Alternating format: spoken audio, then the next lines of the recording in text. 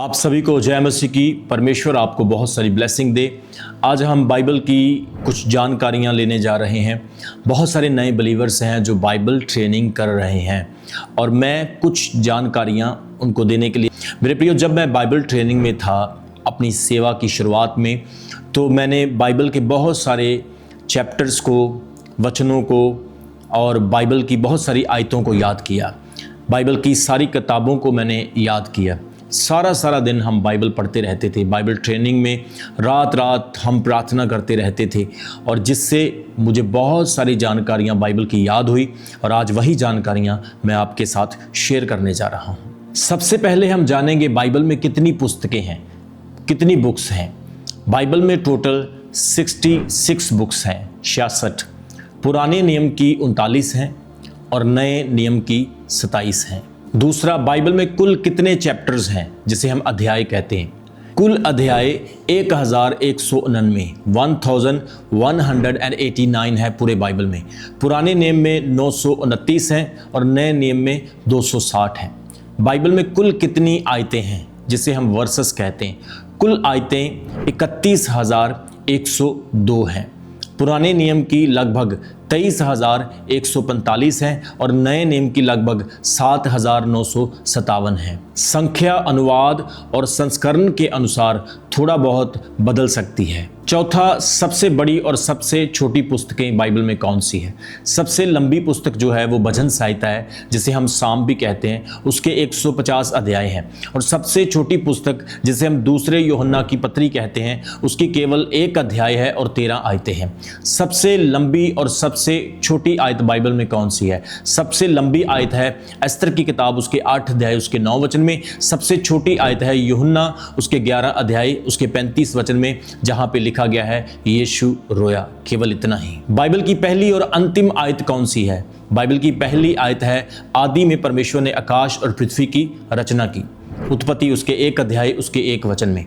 और आखिरी आयत, हमारे प्रभु यीशु मसीह का अनुग्रह सब पवित्र लोगों के साथ रहे, आमीन। प्रकाशित वाक्य 22 की 21 में आप पढ़ सकते हैं। बाइबल किन भाषाओं में लिखी गई थी। पुराना नियम मुख्य तौर पर इब्रानी भाषा में और थोड़ा सा अरामी में।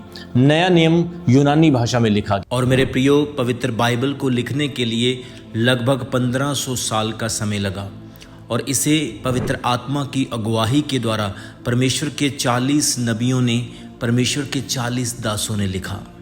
बाइबल का मुख्य केंद्र कौन है। बाइबल का मुख्य केंद्र प्रभु यीशु मसीह है। पूरी बाइबल का केंद्र और उद्देश्य इसी पर आकर ही पूरा होता और मुकम्मल होता है।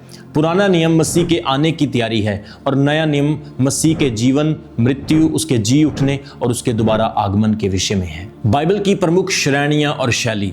पुराने नियम में 39 पुस्तकें, जिनमें से व्यवस्था की पुस्तकें जो है वो 5 हैं, उत्पत्ति से लेकर व्यवस्था विवरण। ऐतिहासिक पुस्तकें 12 है, कायात्मक पुस्तकें 5 हैं, भविष्यवाणी की पुस्तकें जो है वो 17 है, जिनमें से बड़ी और छोटी भविष्यवाणियां हैं।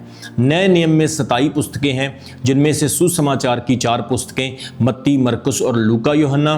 प्रेरितों के काम 1 है, पत्रियां उसमें 21 है और प्रकाशित वाक्य की 1 किताब है। प्रियो, बाइबल क्यों महत्वपूर्ण है। यह परमेश्वर का वचन है, जैसे दूसरा तिमोथियस 3:16 में लिखा है। यह आत्मा, जीवन और मार्गदर्शन देती है। यह उद्धार, पवित्रता और अनंत जीवन की ओर ले जाती है। यह सत्य, प्रेम और अनुग्रह का आधार है। मेरे प्रियो, मेरा विश्वास है इस जानकारी से आपने भरपूर आशीष पाई होगी। इस जानकारी के लिए मुझे बहुत मेहनत करनी पड़ी, लेकिन मेरा विश्वास है आपने इससे आशीष को पाया है। बाइबल एक बहुत ही गहरा समंदर है।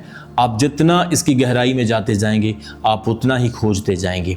सो बाइबल को बयान करना एक छोटे से बर्तन में समंदर को भरने वाला काम है। लेकिन मैं आपको कहना चाहता हूँ, आप पवित्र वचन को सीखते रहें। पवित्र वचन, पवित्र शास्त्र, बाइबल की बहुत सारी बातें हैं जो मैं आपको भविष्य में सिखाऊंगा, बताऊंगा और मेरा विश्वास है कि आप इससे बहुत सारी ब्लेसिंग को पाएंगे और आपका विश्वास बढ़ेगा। आप प्रभु में और भी ज़्यादा ग्रो होते जाएंगे। आपका आत्मिक जीवन और भी ग्रो होता जाएगा। परमेश्वर आपको ब्लेस करे। आमीन। अभी हमारे चैनल को सब्सक्राइब करें। हमारे चैनल का नाम है रमन हंस मिनिस्ट्रीज और नीचे दिए गए बेल आइकन पर प्रेस करें। आप हमें फेसबुक पर भी फॉलो कर सकते हैं। हमारा फेसबुक पेज है रमन हंस मिनिस्ट्रीज। हमारा प्रेयर लाइन नंबर है 0160500800।